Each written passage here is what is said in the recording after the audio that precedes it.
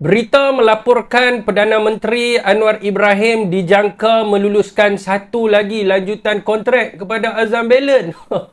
Aduh. Untuk terus berkhidmat sebagai Ketua Pesuruhjaya SPRM.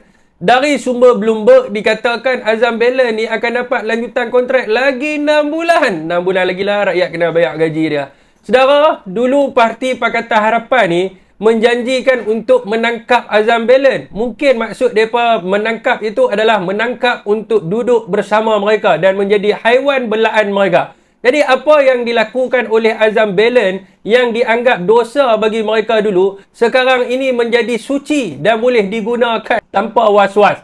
Rakyat melihat dan memendam apa jadi dengan kes Zahid Hamidi. Apa jadi dengan kes LCS, kes rasuah di Sabah, dan yang terkini kes 170 juta Datuk Seri Ismail Sabri. Hanya dengan satu video di TikTok saja menyatakan sokongan kepada Anwar Ibrahim. Terus diam dan apakah keputusan siasatan? Saudara dan saudari, yang merosakkan imej dan nama SPRM ni adalah Azam Belen ni. Hingga rakyat sudah tidak percaya kepada institusi SPRM ini.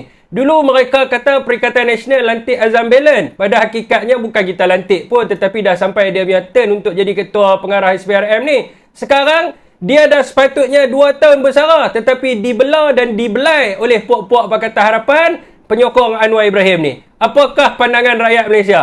Hampa setuju ataupun tak nak bayar gaji Azam Belen lagi 6 bulan? Sakit kepala.